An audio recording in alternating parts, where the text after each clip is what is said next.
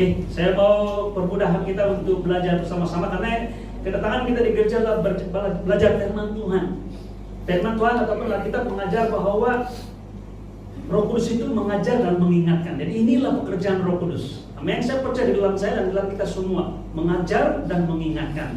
Jadi apa yang kita lalui dalam ibadah adalah untuk belajar dan ingat balik apa yang Tuhan telah katakan tentang siapa kita dan identiti kita, jati diri kita di dalam Tuhan. Amin.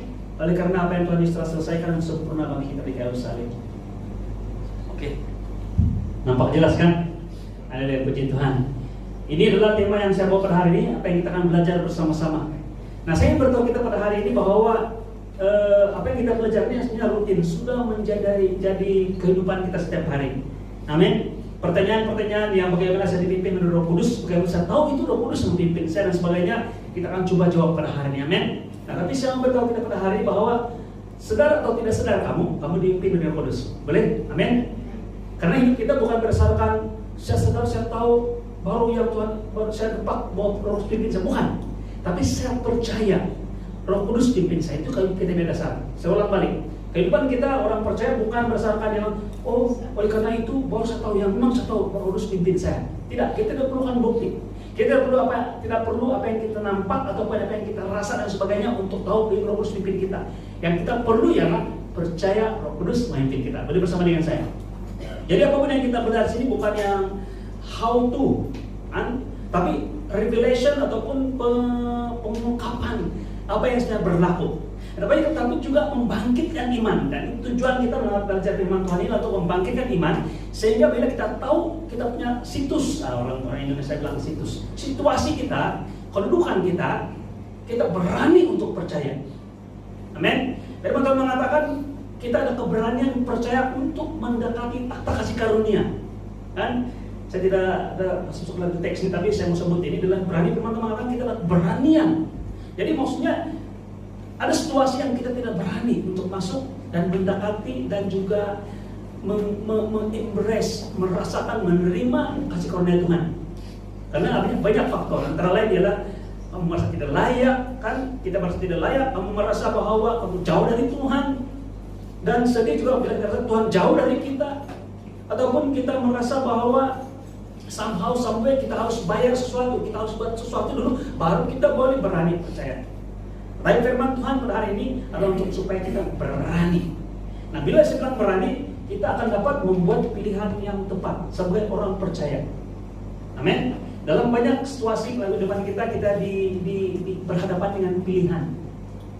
Bukan pilih langsat, kan? Bukannya pilih tentang hal-hal yang nampak, tetapi segala sesuatu, yaitu cara berpikir, cara membuat keputusan, malah juga bukan menghakimi atau judging, bukan judging untuk menghakimi, tapi untuk memutuskan bahwa saya harus menghukum atau tidak, saya harus memaafkan atau tidak, saya berani melangkah atau tidak. Amin. Jadi ini semua adalah hidup penuh dengan Roh Kudus. Nah, saya berkata kita sekali lagi ini saya perlu jelaskan, kita semua ada Roh Kudus. Roh Kudus memimpin kita. Kita penuh dengan Roh Kudus. Bersama dengan saya. Nah, tapi penuh dengan Roh Kudus dalam konteks firman Tuhan ini adalah supaya kita membiarkan sepenuhnya Roh Kudus memimpin kita. Nah, dalam konteks ini juga saya jelaskan awal-awal saya beritahu bahwa kita dipimpin Roh Kudus bukan bermaksud, atau kita penuh dengan Roh Kudus bukan bermaksud kita jadi robot. Tidak pernah. Kita akan bekerja sama pun macam sesuatu yang tidak betul.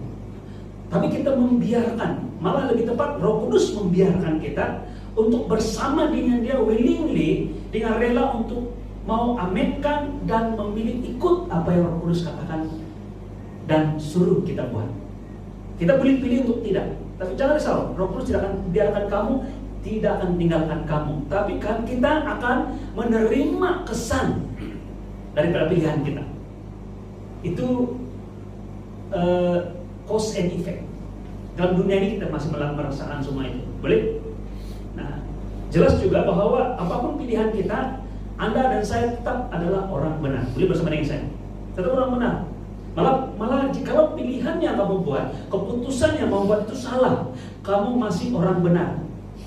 Tetapi saya berkata tadi, kamu akan menerima kesan, impact daripada pilihan kamu yang salah. Di mana Bapa di sorga tidak mau, kalau boleh dia tidak mau kita mengalami itu. Dia mau bawa kita ke rumput yang hijau. Dia tidak mau kita berjalan di lembah kekelaman. Bersama dengan saya.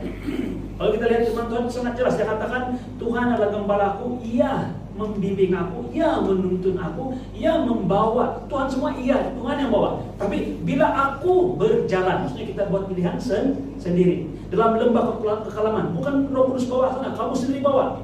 Tapi Tuhan mengatakan di situ gadamu dan tongkatmu masih bersama dengan aku, menghibur dan membimbing kamu. Boleh?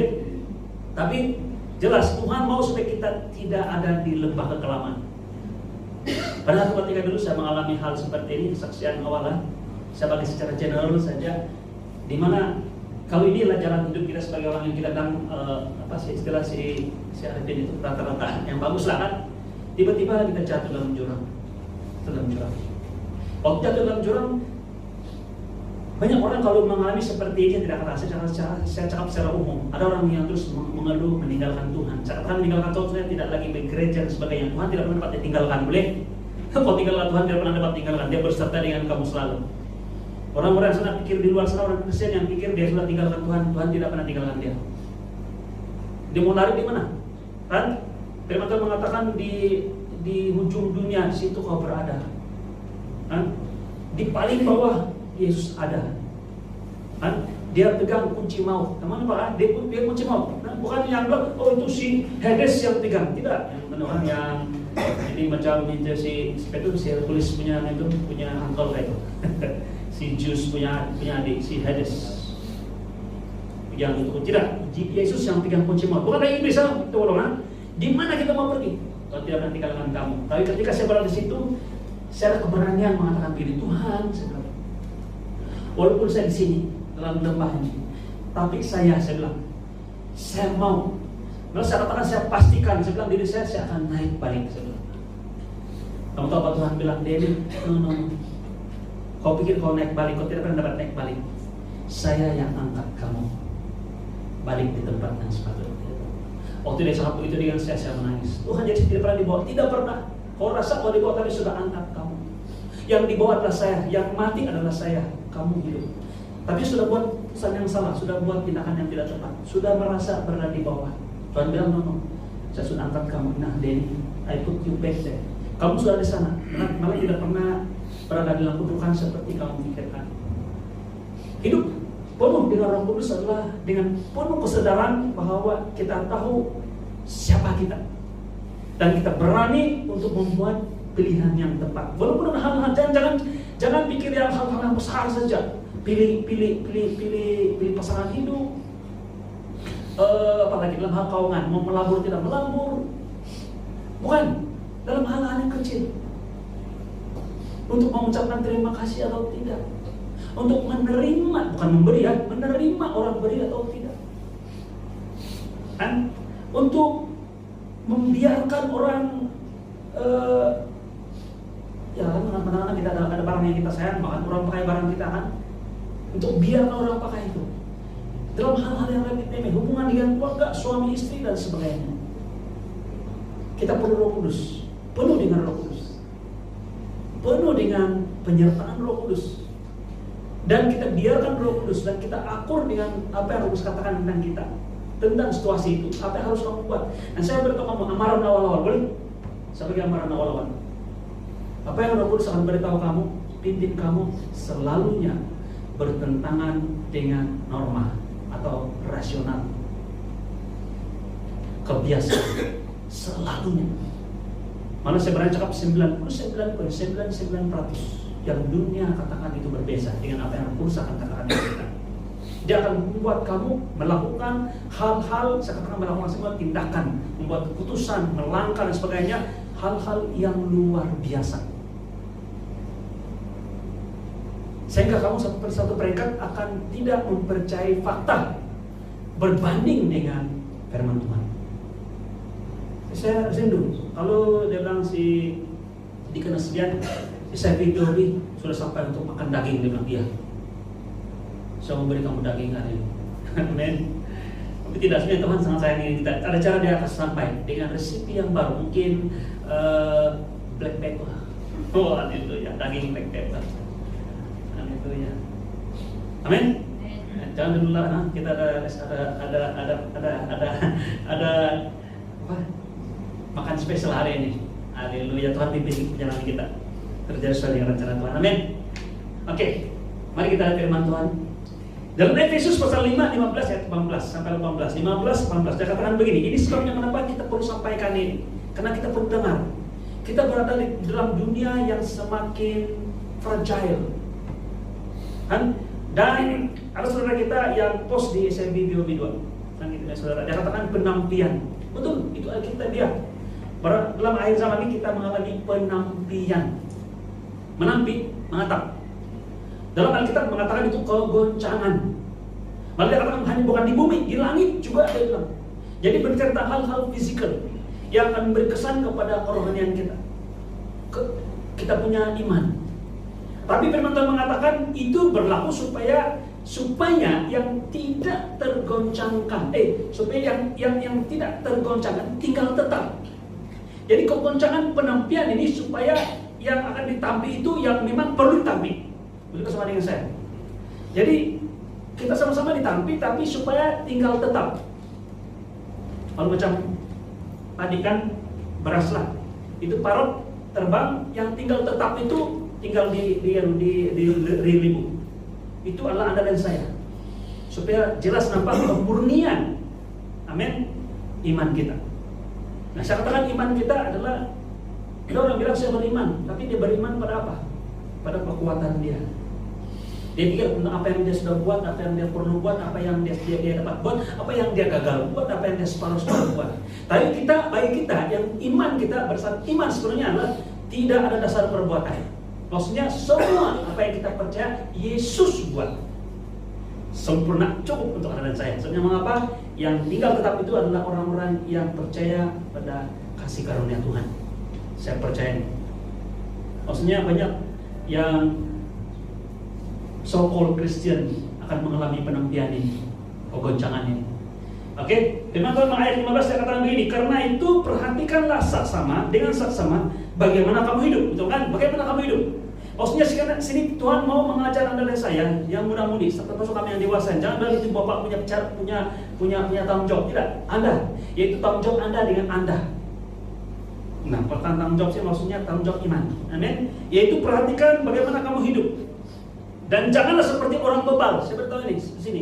Jangan seperti orang bebal. Maksudnya Anda bukan bebal. Saya suka ayat firman Tuhan ini. Bila kita baca betul-betul itu berbicara tentang sesuatu yang apa yang ada pada Anda. Jangan seperti orang bebal. Maksudnya kamu ini bukan bebal. Boleh saya ulang balik. Kamu bukan babal. Nah itu kalau dulu banyak sahabat-sahabat. Bukan bodoh. Kita bijak. Karena kita miliki Yesus. Yesus adalah hikmat bagi kita. Jadi jangan hidup seperti itu. Ada pertanyaan, bagaimana saya hidup seperti itu? Nanti kita jawab sama-sama, berikan. Tetapi seperti orang arif. Dan pergunakanlah waktu yang ada, karena hari-hari ini adalah jahat. Berbicara tentang moment by moment. Saat demi saat kehidupan kita yang sangat penting. Nafas demi nafas, detik demi detik. Maksudnya bukan waktu kamu berada di tengah-tengah ramai orang sejak kamu harus menjaga cara pikir. Oke. Dia katakan sini, bagaimana kita hidup itu bukan hanya waktu ada seorang diri. Waktu ada orang sekeliling kita. Kewoyoyan kita jaga bukan waktu kita berada orang nampak saja, tapi waktu kita sendirian. Dia katakan sini waktu karena perubahan waktu yang ada, karena hari-hari ini adalah jahat. Maksudnya hari-hari merujuk pada hari-hari yang kita lalui dalam dunia sekarang ini. Saya banyak menerima berita dan juga maklumat info yang otentik, bukan di WhatsApp, bukan di media TikTok dan sebagainya, bukan yang masih boleh dipersoalkan. Ini orang-orang yang memang berada di tempat dan melaporkan. Dan jikalau itu saya sampaikan pada jemaat, itu akan menimbulkan kerisauan. Tapi itu realiti dia. Memang tidak perlu kita lihat di luar sana. Dalam dunia kita sekarang ini kita mengalami semua hal-hal seperti ini. Yang paling jelas sekali ialah keadaan cuaca yang tidak menentu, atau salah saya cakap yang tentu, yaitu panas. Bahan panas itu sudah berlaku. Ini saya ingat dalam saya dengan teman-teman itu sudah kami hidup ini antara lain yang paling luar biasa. Walaupun ada kemarau-kemarau sebelum ini, tapi minyak bahan tidak macam ini. Tidak boleh tahan kita di luar sana terlampau lama. Dan kesan pada kesehatan kita yang luar biasa. Dan jika kita bicara tentang sosial, politik, ekonomi, dan hal-hal spiritual lebih luar biasa, sangat jahat. Nah, saya beritahu kita, iblis ini bukan nubuatan, tapi saya tahu ini yang iblis bukan bodoh macam kebanyakan orang. Dia sedang bekerja dengan lebih hebat lagi pada akhir zaman ini. Ada satu peringkat yang Tuhan akan berikan pada pada iblis yang di akhir zaman nanti, selepas mereka diikat dan dikongkong di satu tempat. Iblis diikat dengan rantai, dan waktu itu kerajaan 1000 tahun. Tidak ada iblis, tidak ada roh jahat mau mengacau dan juga mengganggu pikiran kita, ataupun mau mengimbayat ataupun menggoda dan sebagainya, tidak ada. Tapi waktu itu, walaupun itu ada satu peringkat sebelum penghakiman yang terakhir yang Tuhan akan lakukan, itu di dalam Wahyu, dia akan melepaskan iblis.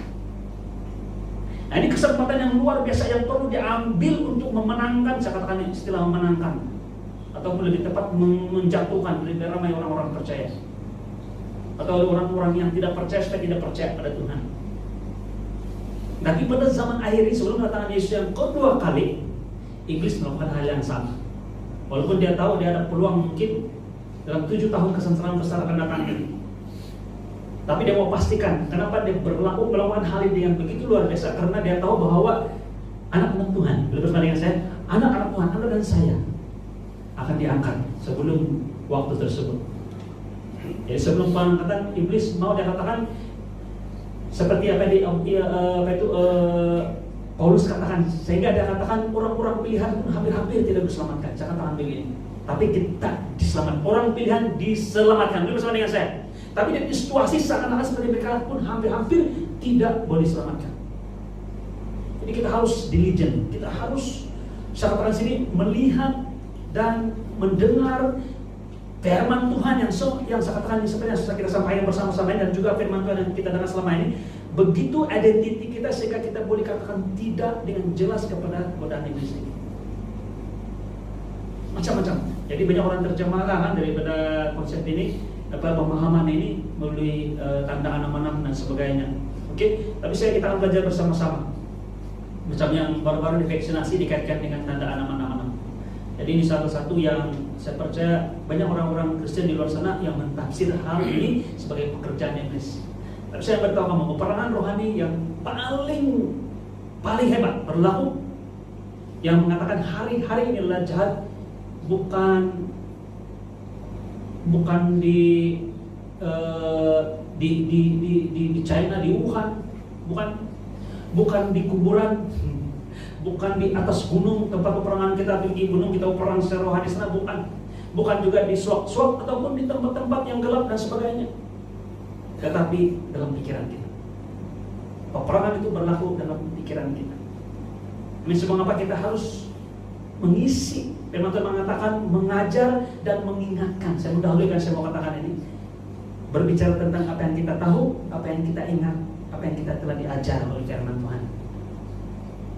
Mau pilih apa yang iblis bagi kita, sokong kita sebagai pilihan, atau mengambil dan dengan iman percaya apa yang Tuhan katakan tentang kita, kebenaran yang Tuhan sudah katakan. Amin. Oke, sebab itu janganlah kamu bodoh, tapi usahakanlah supaya kamu mengerti kehendak Tuhan.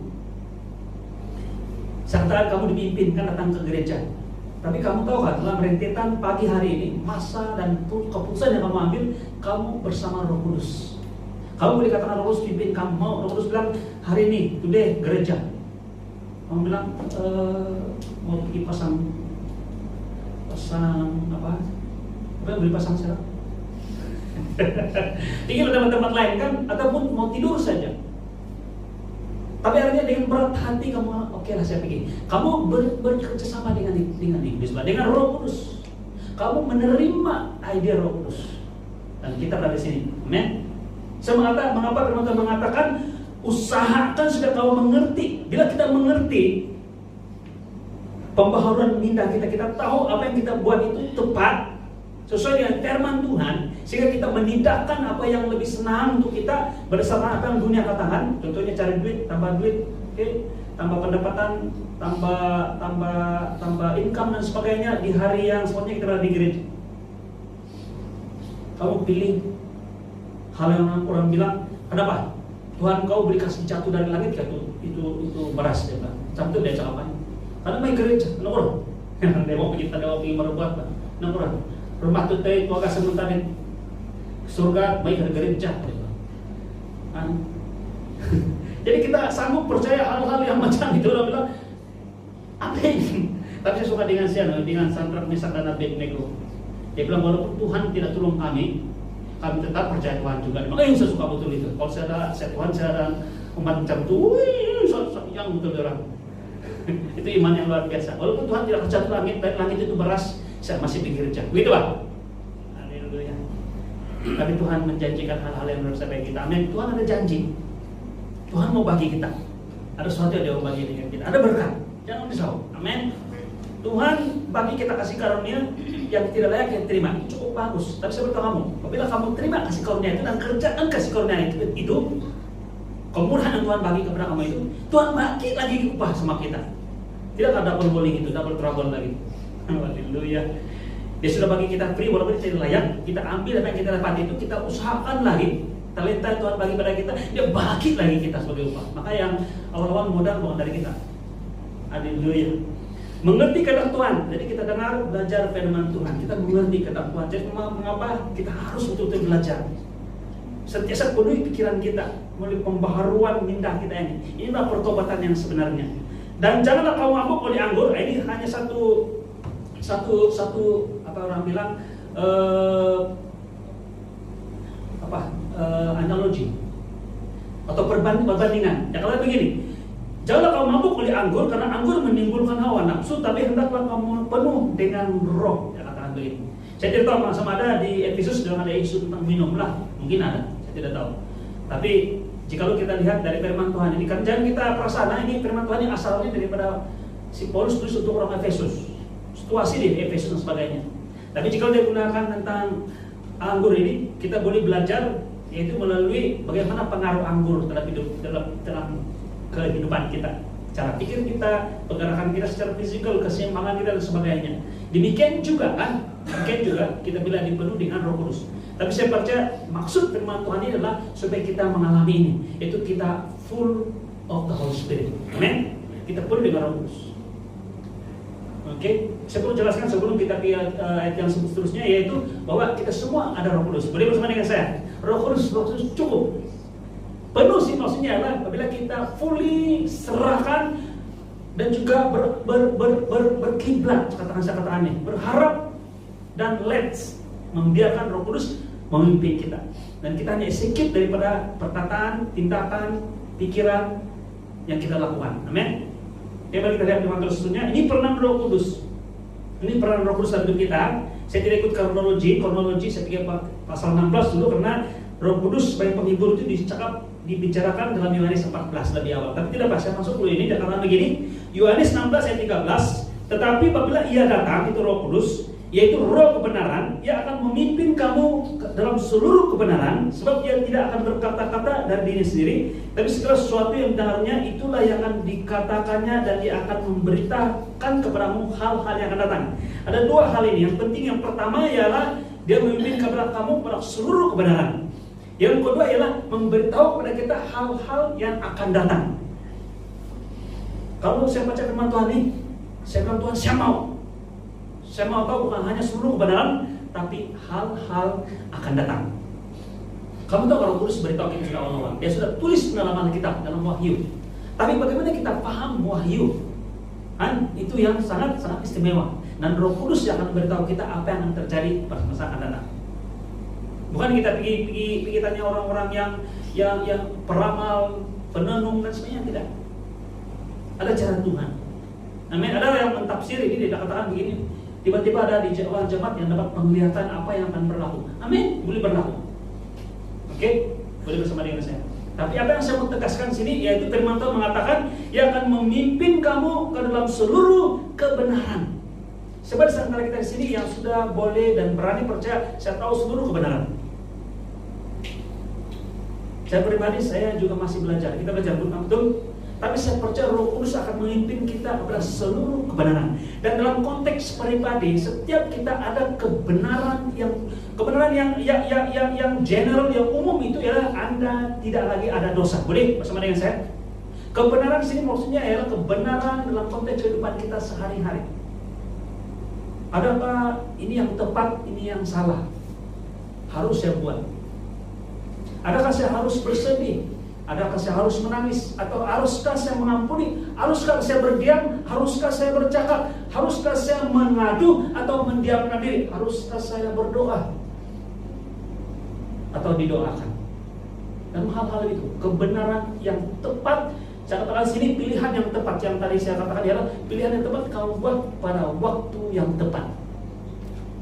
Setiap hari ke depan Anda dan saya. Semua ini praktik. Semua ini yang kita belajar adalah apa yang kita hadapi setiap hari ke depan Anda dan saya. Saya sama si Izel, kami ada pilihan banyak. Setiap hari dia membuat pilihan. Telur sudah mati, dia punya embrio atau tidak. Kadang-kadang kita buat pilihan salah. Kan sekali buang, pasti masih hidup lagi. Atau bila kita kasih berpeluang lagi 2-3 hari, dia menetas pula. Jadi ini yang hikmat yang Tuhan bawa bagi tahu kita, amin. Tapi saya percaya seluruh kebenaran merujuk kepada, karena ini masih menjadi, kita sudah khotbah, sudah dengar firman Tuhan berkali-kali tentang ini, siapa kita, identiti kita. Dan saya mau sekali lagi ucap ini. Saya mau menamuni dengar. Saya mau kamu sampaikan ini kepada teman-teman, kepada keluarga, pertama-tama di dalam diri kita, bahwa saya adalah orang benar. Bukan berdasarkan apa yang saya buat, tapi apa yang Yesus buat. Dan karena kita perasaan kita buat benar, sebenarnya kita semua dalam konteks perbuatan semua salah. Karena kita mengatakan begitu, bukan penuntut ini yang katakan tidak ada seorang pun yang benar, semua orang telah berbuat dosa. Jadi kalau ada orang yang boleh berbuat benar, bukan berbuat benar, menjadi benar itu bukan perbuatan. Jadi saya mau dengar ini, kalau kamu tahu siapa kamu, bahwa kamu adalah orang benar, maka saya mendahului sudah apa yang saya mau cakap ini. Yaitu lakukanlah dan perlakukanlah, layanglah diri kamu sebagai orang benar. Amin. Dia katakan sini, sebab dia tidak akan berkata-kata dari diri sendiri, tetapi segala sesuatu yang didengarnya itulah yang dikatakannya, dan akan memberikan kepadamu hal-hal yang akan datang. Beritahu kepadamu hal-hal yang akan datang. Kita lihat firman Tuhan seterusnya, dia katakan bagaimana kita menghadapi hidup. Ini adalah hidup menjadi atau dalam pimpinan Roh Kudus. Ini yang Roh Kudus kerjakan dalam diri kita. Ini dari 16, dalam pasal 16 ayat 8 sampai 11. Dia katakan begini, kalau ia datang, Roh Kudus, ia akan menginsafkan dunia akan dosa, kebenaran dan penghakiman. Amin. Kita sudah establish ini bahwa bukan Roh Kudus mengingatkan kita tentang dosa kita. Dia tidak ingat-ingat lagi dosa kita. Teman-teman mengatakan, aku tidak lagi mengingat-ingat dosa kamu. Di perjanjian lama iya, dalam hukum Taurat iya, aku adalah Allah yang cemburu. Aku akan mengejar, aku akan memastikan hukuman itu dosa kamu sampai keturunan kedua, ketiga, dan keempat. Dia bilang firman Tuhan. Betul di perjanjian lama. Karena dituntut berdasarkan perbuatan Anda. Bila kamu gagal, kamu akan tuntut itu, kesalahan itu sampai kepada keturunan anak-anak cicit kita. Tapi ketika Yesus mati di kayu salib, semua tuntutan itu dipenuhi oleh kematian Kristus di kayu salib. Darah Yesus membayar harga itu. Sehingga Tuhan mengatakan, dia berucap yang berbeza. Dia katakan begini, dia tidak ingat lagi, dia katakan, dia tidak menuntut lagi, tapi dia katakan, aku tidak akan mengingat-ingat lagi dosa kamu. Jadi kalau ada yang kasih ingat kamu tentang dosa kamu, itu bukan Roh Kudus. Menentua, firman Tuhan mengatakan sini, yang mengisapkan dunia. Ya, baca dengan konteks dia, mengisapkan dunia, bukan Anda. Amen. Ayat 9 akan lebih jelas katakan begini, akan dosa karena mereka, bukan kita, mereka tetap tidak percaya padaku. Maksudnya yang tidak percaya pada Yesus itu belum percaya. Yang mau percaya tidak mau percaya, percaya tidak mau percaya, belum percaya lagi.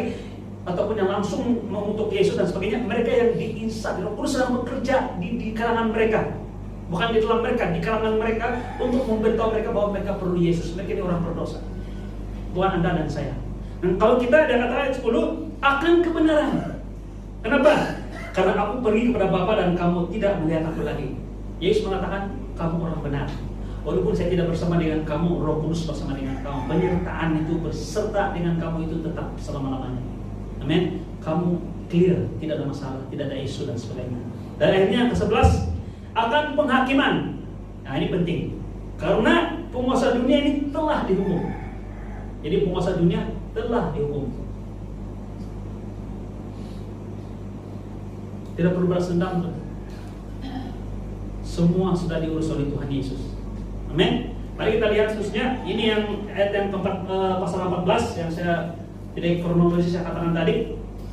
Tetapi penghibur, Yohanes 14 ayat 26, tetapi penghibur yaitu Roh Kudus yang akan diutus oleh Bapa dalam namaku, dialah yang mengajar segala sesuatu kepadamu dan mengingatkan kamu akan semua yang telah kukatakan kepadamu. Nah, saya percaya sekali bahwa apa yang kita buat bagi mimbar SIBBOB ini adalah untuk mengajar dan mengingatkan. Ajar dan ingat, ajar dan ingat. Karena yang perlu berubah bukan tindakan kita. Tindakan kita jangan risau. Itu akan menjadi buah, tapi pikiran Anda dan saya. Kita yakin, kita aminkan tentang siapa kita. Kita adalah orang benar. Amin. Kita adalah orang benar. Dialah mengajar dan katakan dan juga mengingatkan pada kita. Oke, dalam Yohanes 14 ayat 27. Nah, ini saya masuk sudah bagaimana kita tahu. Kan? Tadi ada pertanyaan kan? Maka macam saya tahu Roh Kudus pimpin saya. Haleluya, soalan yang bagus. Sekitar Sinta yang tanya atau tidak? Oke. Jadi kalau kamu ada pertanyaan itu bermaksud kamu tertarik dengan apa yang sedang kita belajar hari ini. Oh, menurut saya sudah tahu. Oke lah, kita ulang kaji. Kita ingat-ingat balik lagi.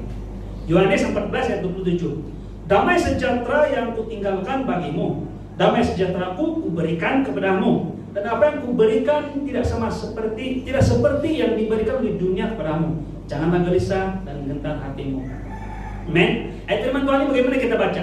Dia katakan damai sejahtera kutinggalkan bagimu, sudah diberikan. Ketika Yesus naik ke surga dan dihantar Roh Kudus, dia memberikan pada kita penghiburan. Penghiburan itu memberi kesan pada murid-murid atau rasul-rasul pada abad pertama gereja luar biasa, sehingga mereka ketakutan, mereka menjadi berani. Daripada mereka yang tidak pandai berkata-kata seperti seingat si Petrus lah, dia pernah bercakap dulu kan, pikir kemudian kan dia boleh berkhotbah dan pada hari itu 3.000 jiwa diselamatkan. Mereka berbahasa roh, malah bukan berbahasa roh, bahasa asing. Mereka berbahasa di seluruh rantau Asia Kecil, utara Afrika, kan, dan juga Eropa. Sehingga orang bilang kan yang pergi waktu itu berpilgrim, karena waktu itu agama Yahudi sudah ribuan tahun. Jadi ada orang Yahudi sudah berada di Afrika, berada di Eropa, berada di Asia Kecil sebagainya, dan mereka datang sekali setahun ke Yerusalem pada waktu Pentakosta, waktu Paskah sebenarnya, kemudian sampai kepada Pentakosta, hari yang 50 selepas Paskah. Dan pada waktu itu Roh Kudus turun kepada murid-murid Yesus dan mereka mulai berbicara. Bukankah ini orang-orang Nazaret? Maksudnya mereka ada bahasa native sendiri, mungkin Aramaik. Yang di Afrika mungkin berbahasa lain sudah. Bukan, masih Yahudi tapi berbahasa lain sudah. Tapi mereka berbahasa dalam bahasa kita boleh paham tentang kemuliaan Tuhan, apa yang Tuhan lakukan dengan. Mereka berkhotbah luar biasa. Jadi waktu mereka menerima Roh Kudus, mereka perkataan damai sih maksudnya kuasa. Bersama dengan saya, damai yang Tuhan tinggal pada kita adalah kuasa. Kuasa above apa? Ketakutan. Yang mengatasi ketakutan, kuasa yang mengatasi kelemahan, kekurangan, malah juga hikmah. Tadi tidak pandai bahasa asing, karena boleh pandai berbahasa asing. Kalau saya mau tanya, siapa yang ada belajar bahasa asing? Dan berapa kau dapat? Luar biasa. Susah juga kan?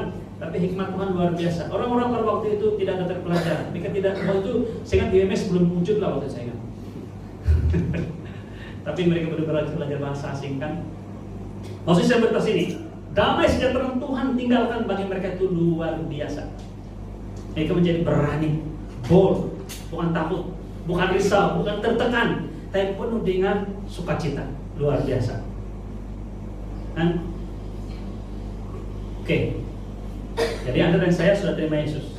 Anda memiliki Roh Kudus. Saya mau ngomong hari ini. Kita punya status tetap kita atau default. Nah, default kita punya kedudukan yang default. Apa itu maksud default ini? Hah? Yang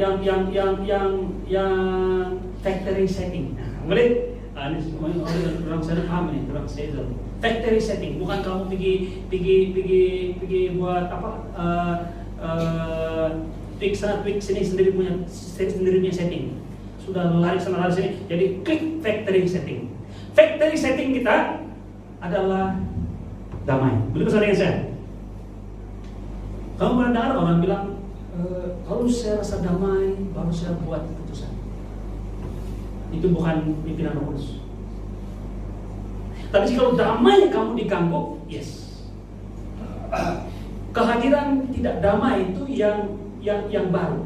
Itu yang menjadi indicator. Kita punya status asal ialah damai. Jadi kita balik pada hari ini, satu pembelajaran baru. Boleh? Kita punya default system kita adalah peace. Jadi kamu kalau merasa tidak damai, kamu akan pikir 2 kali. Bukan mencari damai. Ada satu lagi yang mencari damai. Sayang kan masih mencari-cari. Tuhan sudah bagi kita damai. Ini juga satu ayat firman Tuhan yang memberikan saya identiti baru, pemahaman baru, pikiran baru. Bahwa saya punya factory setting adalah saya damai. I supposed to be in peace, bukan in pieces. Nah, in pieces si sedang paham ya si. Bukan dalam keadaan berantakan kan, tapi dalam keadaan yang sangat sempurna. Boleh bersama dengan saya. Kalau bilang menentu, tapi kenapa saya tidak rasa damai ya? Kita balik kepada satu hal, yaitu iman. Damai adalah apa yang kamu rasa. Salah. Damai adalah apa yang kamu percaya. Bersama dengan saya. Kadang-kadang saya sama catat apa yang saya cakap ini. Kadang-kadang saya cakap ini tiba-tiba sampai di waktu saya sedang menyampaikan di mimbar. Damai bukan apa yang kamu rasa. What I feel. Saya tidak merasa. Damai adalah what you believe. Karena apa yang Tuhan katakan, saya sudah tinggalkan. Kau percaya? Iya, kau sekap. Tapi saya tidak rasa. Orang benar hidup oleh iman. Buah roh salah satu ialah damai sejahtera. It come after. Selepas kau believe, selepas hidup oleh roh. Saya mendahului biasa mencakap. Mari kita teruskan. Sama apa? Dalam satu isu di 1 Korintus dan juga di Roma 6, kita dulu 1 Korintus, yaitu Paulus mengingatkan pada kita punya factory setting kita yang sudah kena set daripada kilang. Kabarnya ikut siapa? Nih kalau saya cakap bilang dari kilang, kenapa macam mana dari kilang? Tapi saya punya pendarat atas saja, konsep saja. Yaitu kita bila terima Yesus, itulah kita punya status kita. Boleh? Jadi apa yang berlaku kemudian itu tidak akan mengganggu status kamu yang asal ini. Yang terganggu adalah perasaan kamu, pikiran kamu, tuduhan orang dan sebagainya. Dan juga mungkin sedikit-sedikit ada impact dari segi fisikal. Betul kan? Sakit, senang-senang dan sebagainya. Tetapi kita punya default masih lagi apa yang Tuhan sudah katakan ini. Damai sama dengan kebenaran. Peace and truth. Paulus ketika dia mengadres jemaat di Korintus, di Efesus, dia bilang damai sejahtera, kan? Dan kasih karunia, peace and grace. Amin. Inilah kita punya. Bagi kamu, bukan supaya kamu dapat, tidak, itulah kamu. Amin. Haleluya, puji Tuhan. Jadi dalam 1 Korintus pasal 6, Paulus katakan begini, aku tidak tahu atau tidak tahukah kamu bahwa tubuhmu adalah bait Roh Kudus yang di dalam kamu, Roh Kudus yang kamu peroleh dari Allah, dan bahwa kamu bukan milik kamu sendiri. Sebab itu kamu telah dibeli dengan harga yang lunas dibayar, karena itu muliakan Allah dengan tubuhmu. Jadi misalnya satu teguran yang diberi pada seorang pribadi yang hidup berzina. Jadi dia katakan tubuh itu bukan untuk berzina, itu untuk pemuliaan Tuhan, karena tubuh itu bukan tubuh iblis, bukan rumah roh jahat, tapi rumah Roh Kudus. Oke? Yang katakan sini adalah bait Roh Kudus, rumah Roh Kudus. Amin. Jadi ingatkan semula, ingatkan diri Anda dan saya bahwa this is me. Karena ini akan membuat kita membuat keputusan yang tepat. Amin. Misalnya bagi contoh yang spesifik ataupun yang lebih rigid di ujung ibadah ini. Mari kita lihat ini. Dan juga di dalam Roma 6 ayat 11 saya katakan, hendaknya kamu memandangnya. Bila kita tahu siapa diri kita, maka Anda dan saya harus melihat sedemikian rupa. Walaupun orang lain pandang, walaupun kau sendiri pandang, kau tengok begini, banyak yang kelemahan saya ini. Pandang sejarah, pandang kiri kanan depan sebelah kanan sebagainya. Kau tengok kawan-kawan kau siapa? Tahu lagi saya ini. Teman-teman mengatakan, oleh itu demikianlah hendaknya kamu memandangnya bahwa kamu telah mati bagi dosa. Maksudnya tidak ada dosa lagi orang bilang ada urusan dengan kamu. Tidak ada dosa, tidak ada bisnis dengan kamu lagi. Tidak ada urusan dengan kamu lagi. Langsung tidak ada. Bukan 99,99, tapi perfect 100%.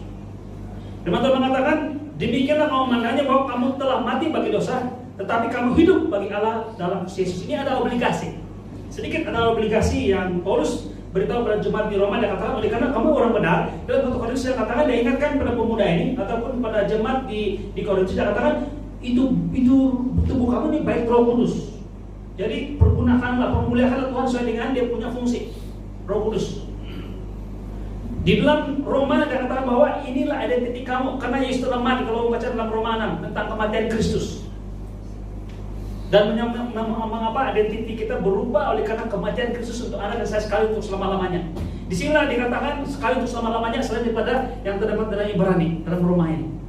Dia telah mati sekali untuk selama-lamanya. Maksudnya 2 kali dalam Alkitab, sekali untuk selama-lamanya ini dinyatakan. Jadi janganlah mau mengatakan bahwa ada dosa lagi, lepas ada dosa lagi saya Tuhan Yesus perlu mati lagi, tidak perlu. Dia sudah mati bagi Anda selama-lamanya. Ada suara sana mengatakan, jadi kenapa dosa saya mendatang pun sudah diuruskan? Yes, amin. Itu yang kau nampak akan datang. Tuhan Yesus nampak seluruh hidup kamu dari A to Z sampai kamu di lubang kubur. Maaf, bukan lubang kuburan, di surga. Haleluya. Tuhan Yesus sudah nampak. Dia sudah nampak. Tahun 2000 berapa Eko? Tahun 19 kah kau? Terima Yesus. Bukan 2000. Oke, 1998. Katakanlah sampai kepada tahun berapa kamu mau? Iya, Eko. Tahun 2000 berapa? Ingat Iman, cepat. Ya, Tuhan yang tahu, amin. Tahun berapa pun itu. Bukan dia bilang, Eko saya dapat kopi hidup 1900 lahir tahun 1907.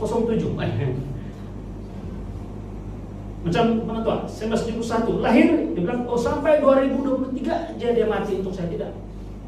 Dia mati untuk sekian dosa dari 1971 lahir dia, siapa dia berpikir, siapa dia marah-marah sudah, kalau tidak kenal sidinin, siapa dia nangis-nangis. Bapak buat hal birak sana birak sini, terpaksa mama sucian sebagainya, dosa gitu. Mama mau tidur, mau kasih bising dia tengah malam, bangun dikasih susu dan sebagainya, sampai 2003 tidak, sampai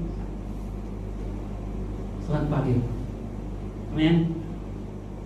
Jadi inilah kita. Dia katakan bahwa kamu hidup bagi Allah dalam Kristus Yesus. Inilah kita miliki kebenaran yang luar biasa. Iblis, atau lebih tepat dosa, tidak ada urusan dengan hidup penentuan lagi hidup kita semua. Tapi yang perlu buat sana sini silap itu, Itu yang kita nampak. Itu yang saya nampak. Itu yang kita ingat. Tapi Tuhan tidak ingat. Tuhan tidak nampak.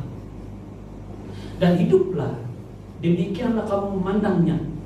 Bukan berdasarkan apa yang saya pandang, apa yang penutua pandang, apa yang pokok saya tidak tahu dari mana pandang, atau siapa sebenarnya sana, atau diri kamu sendiri pandang, tapi memandangnya sesuai dengan mata dan pandangan Tuhan siapa ada dari saya. Bahwa kamu telah mati bagi dosa. Ayat 14, 1 ayat 14 yang katakan begini, saat itu kamu tidak akan dikuasai lagi oleh dosa. Bukan lagi tidak ada urusan. Tidak akan dikuasai. Ada dosa, tapi tidak akan dikuasai. Beginilah saya dipertua, saya tidak lari. Tidak, kamu tidak akan dikuasai lagi oleh dosa. Jadi bagaimana saya dipimpin Roh Kudus yang mendahului dan saya mau katakan, kamu katakan begini, kalau dosa yang seperti mengiang-iang telinga kamu dan sebagainya, nantilah kau sebagai seorang bapak, sebagai seorang ibu, kau gagal dan sebagainya. Kau itulah sebabnya kau karena tulis bilang sorry. Stop. Demikian saya memandang. Saya tidak dikuasai oleh dosa. Jangan hukum diri kita. Yesus telah dihukum untuk Anda dan saya. Amin. Tapi saya suka ayat yang ini nih, dalam Korintus dia katakan begini. Oleh karena gini di kita, saya mau semua kita dari muda-mudi sampai yang tidak muda, masih muda. Dari yang muda-mudi sampai yang masih muda. Haleluya. Yaitu sebab kamu dan dibanding harga yang harus dibayar, karena itu muliakanlah Allah dengan tubuhmu. Jadi kita ada pilihan.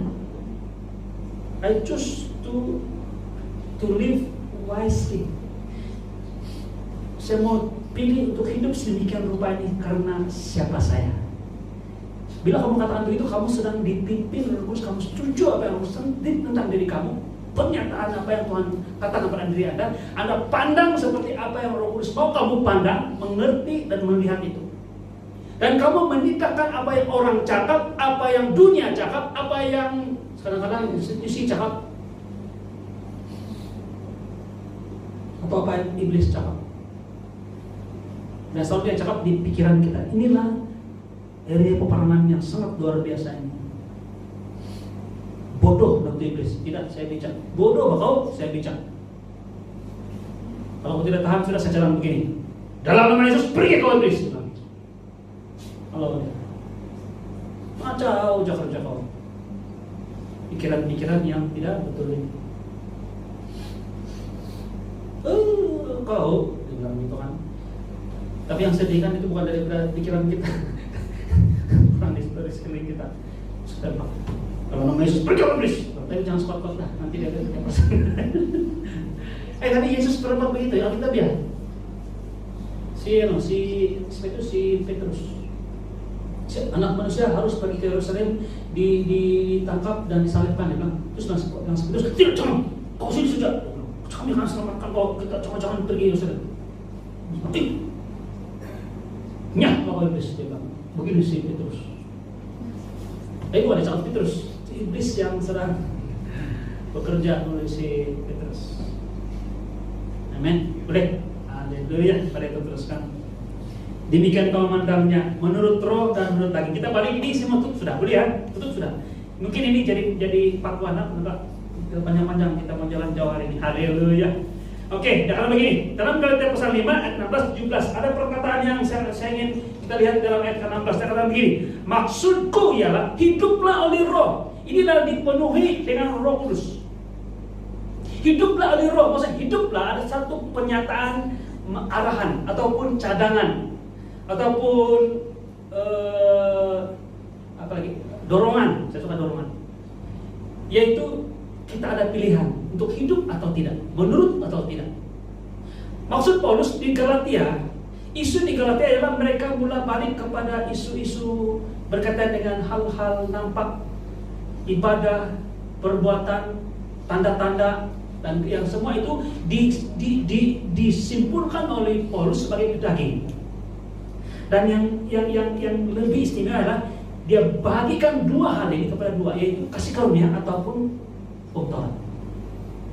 Jadi kalau saya bilang hidup penuh dengan roh, Maksudnya kamu dan kita pilih untuk tidak hidup menurut daging. Jadi bila cakap daging bukan pasal nafsu saja, itu sebagian kecil saja itu. Daging semuanya adalah yang berbicara tentang pilihan kita yang berkaitan dengan well-being kita secara fisikal. Dan tidak semua itu adalah hal negatif. Ada hal yang baik, nampak baik, supaya lebih banyak duit, lebih sehat, lebih nampak ganteng, dan sebagainya. Yang macam mama itu Pak. Oke. Orang bilang, jadi tidak boleh dia memikapai menapa? Sedangkan bangunan kita catkan, ini kan pula manusia. Itu tidak. Sedangkan bangunan itu kita mau cat. Kenapa? Manusia sama bangunan mana lebih penting? Nah, jadi catkan mana yang patut. Haleluya, puji Tuhan. Catlah. Haleluya. Tapi dia katakan maksudku ialah hiduplah oleh roh, maka kamu atau supaya kita tidak akan menurut keinginan daging. Jadi orang-orang di Galatia mereka mula melihat yang nampak. Antara lain yang paling isu kalau ayat ini dalam pasal 5 ini kan dia isu tentang ini sunat. Yang katam, sunat. Orang Yahudi kan anak sunat. Jadi dia cakap nih orang di Galatia ini bukan Yahudi sepenuhnya. Mereka adalah kalangan macam kita, non Yahudi, bukan orang Yahudi. Mereka orang Yunani. Kita ini semua orang Yunani yang selain daripada bangsa Yahudi. Jadi mereka tidak ada budaya, tidak ada ketetapan sebagai keturunan Abraham yang harus disunat. Tapi ada orang-orang yang dari Yerusalem yang mengaku sebagai orang Kristen, yang katakan tidak cukup dengan percaya saja, harus potong. Marah betul si Paulus ini. Kalau kamu bacakan, saya pun orang-orang macam ini Paulus kasih kebiri jadi di orang baru positif itu. Sampai di sana begitu Pak, jadi Yunak itu. Itu ada yang bekerja dengan Maharani China. Jadi semua yang laki yang bekerja di istana langit karena kasih kembali. Jadi tidak ada sifat kelelakian yang sempurna soalnya. Jadi mereka tidak akan kacau itu orang di istana. Gitu. Jadi karena arah pun tidak boleh sudah. Oke. Dibilang kembali jadi orang. Maksudnya si Paulus sangat serius. Tetapi bila dia jelaskan tentang apa maksud menurut daging, dia menyeluruh. Bukan hanya bersifat yang nampak ini, tapi juga hal-hal yang merupakan perbuatan. Dia katakan begini, sebab keinginan daging berlawanan dengan keinginan roh, dan keinginan roh berlawanan dengan keinginan daging, karena keduanya bertentangan, sehingga kamu setiap kali tidak melakukan apa yang kamu kehendaki. Kan? Dia cakap begini karena kita masih di dalam keadaan tubuh ini. Banyak keadaan yang kita memilih melakukan hal yang tidak kita kehendaki. Kita tahu itu tidak boleh, tapi kita buat. Puji Tuhan, sebenarnya firman Tuhan mengatakan di sini sudah ada penyelesaian. Roh Kudus melalui firman Tuhan dia katakan Yesuslah yang menyelesaikan masalah isu ini. Sehingga kita punya kebenaran bukan berdasarkan apa yang saya buat, apa yang saya kehendaki, tapi Yesus buat, saya imani apa yang Yesus telah buat untuk saya. Amin. Tetapi ini adalah kehidupan kekristenan yang sedang berlaku sekarang ini. Dalam waktu-waktu dan saat-saat, setiap waktu yang Alkitab mengatakan sini dalam Efesus tadi, yaitu hari-hari yang jahat. Amin. Saya mau beritahu satu yang sangat bombastik hari ini. Jikalau kita menurut roh, maka itu bukan daging. Kalau kita menurut daging, itu bukan roh, karena dia bertentangan. Tidak boleh kita bilang, saya dengan iman, saya melakukan ini. Tidak boleh. Saya imani, percaya, saya melangkah dengan iman, maka hasilnya terjadi. Ini yang sangat-sangat dia macam orang bilang, saya bingung, ada kebingungan yang susah mau paham. Saya beritahu kamu sini. Yang perlu kamu buat ialah duduk, diam, tenang, dan percaya apa yang firman Tuhan katakan. Malah saya cadang begini, boleh bersama dengan saya. Pada waktu Anda merasa bingung, apa yang harus Anda buat? Duduk, diam, dan berdoa di dalam roh. Karena kalau kau berdoa juga, saya percaya kau akan berdoa apa yang kau mau. Yang ikut kau punya perasaan, hati dan suka kau. Kau mau juga dia, dia bukan dia. Kau mau juga kayak itu. Jadi kita kadang-kadang tidak berdoa sesuai dengan kehendak Roh. Duduk diam tenang, berdoa dalam bahasa. Kalau saya sudah katakan, siapa yang sudah berbahasa, sehingga rata-rata kita sudah boleh berbahasa. Dan sebenarnya tidak perlu pun melalui penumpangan tangan. Tapi Alkitabiah, karena Paulus mengatakan berbahasa roh kepada Timotius, yang kamu terima melalui penumpangan roh. Ya, karena dia salah satu karunia roh. Maksudnya dalam banyak karunia mungkin kamu ada karunia yang lain, bukan berbahasa roh. Tapi kita boleh berdoa di dalam roh, dalam keluhan-keluhan yang tidak dapat didengar. Dan lagipun bahasa roh dia mempunyai maksud yang sangat-sangat signifikan, yaitu untuk membangunkan diri kamu sendiri, bukan orang lain. Kalau orang lain dengar, orang lain akan garuk kepala. Oh, nanti sandangan dari menggantikan telan. Tapi tidak. Dalam hati kita katakan roh, I let you to pray and pray. I know, saya tahu bahwa kau berdoa yang tepat untuk orang-orang kudus, dan I am salah seorang orang kudus. Amin. Haleluya. Puji Tuhan. Dia katakan sini, keinginan daging berlawan dengan keinginan roh, dan keinginan roh berlawanan dengan keinginan daging, karena keduanya bertentangan. Sehingga kamu setiap kali tidak akan melakukan apa yang kamu kehendaki. Mari kita lihat ini apa yang menurut daging dalam Galatia 5 ayat 19 sampai 12. Ini adalah perbuatan daging.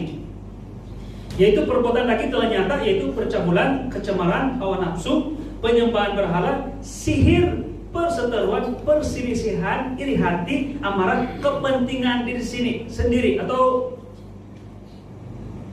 kroni saja. Kepentingan sendiri maksudnya mementingkan diri sendiri. Kan? Saya punya lah, jangan kacau, saya punya barang. Begitu Pak, ada barang macam itu. Percideraan, roh pemecah, kedengkian, pemabukan, pesta pora dan sebagainya. Jadi ada banyak lagi ya. Kalau ini perbuatan, karena banyak perbuatan di dalam dunia ini yang sekarang ini antara lain ialah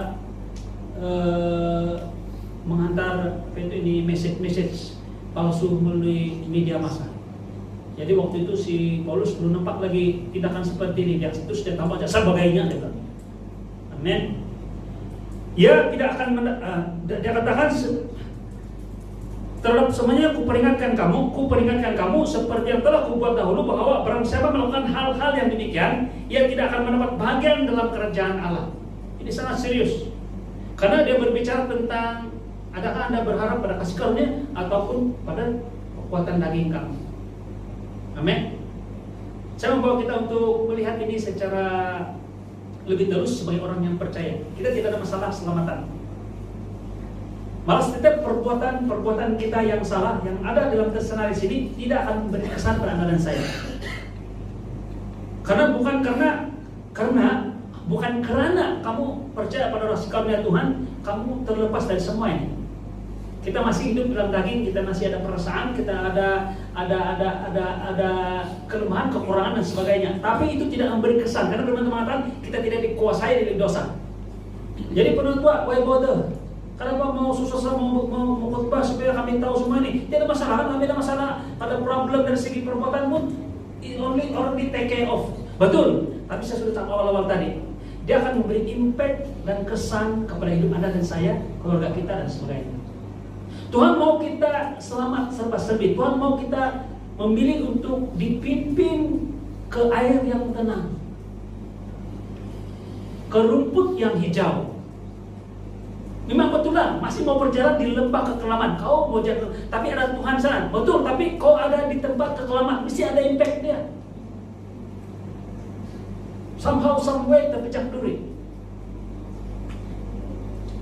Jadi pilihan kita untuk dengan begitu alert sekali untuk hidup melalui roh itu penting untuk kalangan kita. Mungkin kalau berkata itu untuk kesaksian, amin, haleluya, supaya ada kesaksian yang baik. Dia bilang si Paulus, kalau kamu baca dalam pasal yang kelima ini Galatia, kamu lihat dia bilang, janganlah alih karena kasih karunia ini, kehidupan kamu yang sudah dimenangkan itu kesempatan kamu untuk berbuat dosa. Kau paham nggak firman Tuhan ini? Maksudnya walaupun Anda berbuat dosa, itu tidak akan mengapa-apaan kamu. Tapi janganlah ambil kesempatan untuk berbuat dosa. Karena dia akan memberi kesan kepada kamu. Lalu nama baik, harga diri, peluang akan datang, banyak menutup kita punya peluang dan sebagainya. Jadi perlu kita belajar ini. Dia katakan sini kalau menurut roh ini, tetapi buah roh ialah kasih, sukacita, damai sejahtera. Bersama dengan saya, damai sejahtera adalah yang kita rasa. Damai sejahtera adalah yang kita percaya, dibeli. Kita percaya itu kasih, sukacita, damai sejahtera, kesabaran, kemurahan, kebaikan, kesetiaan, kelemah lembutan, penguasaan diri, tidak ada hukum yang menentang hal-hal ini. Nah, saya mau tutup dengan ini, begini. Kan saya beritahu di awal tadi, saya mau bagi contoh. Contohnya, kepentingan diri sendiri. Ini berlaku dalam banyak hal dalam keluarga kita, dalam jamaah Tuhan dan sebagainya. Kadang-kadang kita tidak sadar apa yang kita buat ini, karena kita terlalu menjaga diri dan reputasi kita. Firman Tuhan mengatakan begini, kita tidak memberikan kasih karunia kepada orang lain. Terutama dalam hal perkataan. Firman Tuhan mengatakan begini, di mana perlu, janganlah guna perkataan kita ini untuk menghakimi, tapi gunalah perkataan kita ini untuk membangun. Membangun di mana perlu, dia katakan, supaya orang yang mendengarnya beroleh kasih karunia. Nah, ini berbicara tentang kita yang sudah percaya pada Tuhan Yesus Kristus. Apabila kita salah memilih, tidak mau dipimpin Roh Kudus untuk memilih murah hati. Saya katakan pilih murah hati dengan iman. Karena murah hati dengan kepentingan diri sendiri itu bertentangan. Kan tidak masalah, Anda dan saya tidak masalah. Anda dan saya tak masuk surga. Tapi pada waktu Anda memilih seperti itu, Anda tidak memberi kasih karunia kepada orang sekeliling kita. Kita membuat orang lain tersambung. Kita menyebabkan orang di luar sana tidak dapat melihat kasih Tuhan dalam hidup Anda dan saya. Amin. Nah, saya beritahu di sini bahwa senarai ini sebenarnya yaitu kasih, sukacita, damai sejahtera, kesabaran, kemurahan, kebaikan, kesetiaan, kelemah lembutan, penguasaan diri. Ini buah roh Tuhan. Ini sudah ada dalam diri kita, tapi kita pilih. Bila kita bilang kita mau dipimpin, dipenuhi Roh Kudus, kita pilih untuk execute itu bersama dengan Roh Kudus dengan iman. Sebagai contoh, kemurahan. To give orang, untuk bagi orang. Kau mau bagi orang, sedangkan kau pun tidak cukup. Tapi kau tahu bahwa berbanding Anda dengan orang itu lebih perlu. Waktu kau bagi ada pertanyaan, bagikah tidak? Bagikah tidak? Macam kalau saya kekurangan, bukan saya saja perlu, ada temuan yang saya perlu bagi dan sebagainya. Ataupun banyak lagi hal-hal lain. Kalau saya bagi nanti macam mana kalau rusak? Kalau itu barang lah. Kalau saya bagi, dia pandai kan membalas lekal. Kalau saya bagi, banyak kan? Itu tentang kemurahan. Tapi kalau kita lihat dengan iman, kita tahu kita perlu dengan Roh Kudus, kita tahu kita memiliki ini. Kita memiliki kemurahan. Kita melakukannya dengan iman. Kita melakukan dengan iman. Nah, saya percaya dalam banyak hal kita masih tidak sampailah yang orang bilang yang membabi buta kan. Tapi saya beritahu bahwa Roh Kudus akan memberi kekuatan untuk Anda dan saya. Ada seorang pokoknya dia katakan siapnya istri telah murah hati bila dia tahu tentang kasih karunia, dia sangat murah hati. Sampai saya akan jaga-jaga apa yang dia bagi semua orang. Saya takut saya pun dia bagi orang lain juga. Suaminya akan bagi orang lain. Nah, itu jokes lah. Tapi saya beritahu kita dipimpin dan berbuah bin Roh Kudus, dan berbuah roh bukan suatu yang saya terbagi pun tidak. Roh Kudus tidak melahirkan robot. Saya sudah catat awal tadi kan, tidak. Dia mau kita mengiyakan, mengamini dan bekerja bersama dengan dia bahwa percaya bahwa saya penuh dengan kemurahan Tuhan. Oleh karena Tuhan bagi kemurahan saya, maka saya berani untuk membagi walaupun saya punya dompet masih semacam tidak cukup. Saya bagi contoh yang sangat simpel. Ada banyak lagi contoh yang lain. Saudaraku, ini bukan satu khotbah lagi bagaimana ataupun how to dan sebagainya.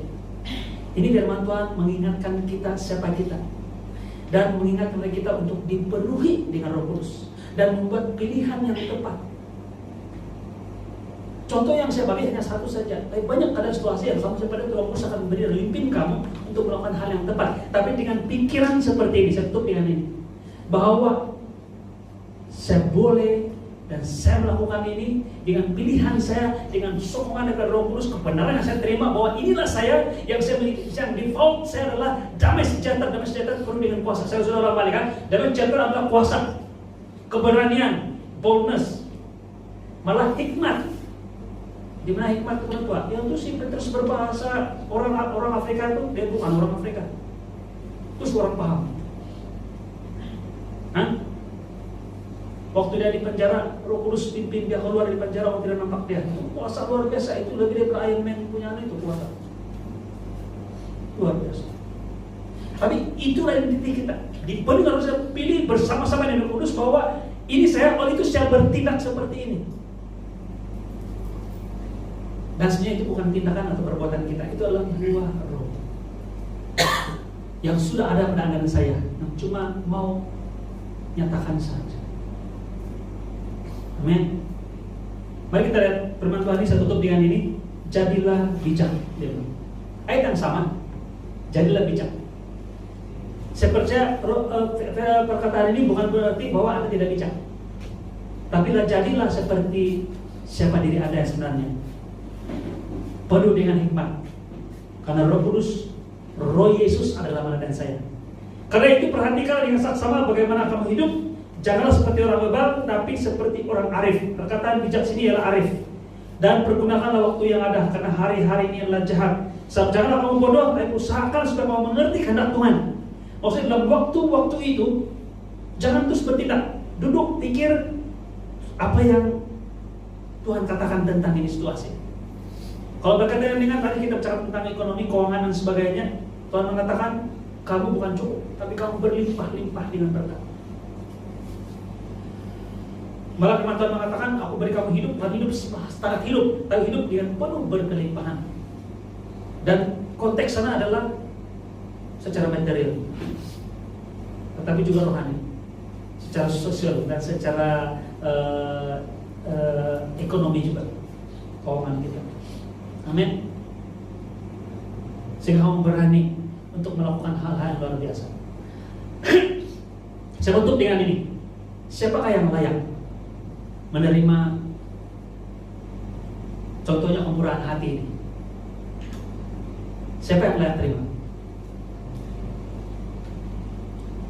Kalau kita bilang kemurahan, maksudnya mereka yang tidak layak terima. Kalau mereka layak terima, itu bukan kemurahan, itu dorong punya hak. Jadi saya mendorong jemaat Tuhan, saya BOB, duduk diam, tenang. Kalau kamu tidak tahu harus membuat berdoa dalam bahasa Roh, dan lihat diri kamu, siapa diri kamu, bahwa kita penuh dengan Roh, kita penuh dengan segala kemurahan dari Tuhan. Kita memiliki 9 buah Roh ini, dan bersetuju dengan Roh Kudus bahwa kita mampu dan dapat lakukan ini bukan melalui kekuatan saya, dan melalui kekuatan yang Roh Tuhan berikan kepada Anda dan saya. Dan yang paling layak menerima pertolongan, kemurahan dari Anda dan saya, orang sekeliling kita, adalah orang yang paling tidak layak. Minta tolong balik-balik, sebetulnya tidak pernah membayar juga. Dia bilang dia janji, sekarang meminta lagi. Paling layak. Amin. Haleluya. Sebab itu janganlah kamu bodoh, usahakanlah kamu mengerti kehendak Tuhan, dan janganlah kamu mabuk oleh anggur, karena anggur menimbulkan nafsu, tapi hendaklah kamu penuh dengan Roh. Mari kita berdoa. Bapa di surga, bersyukur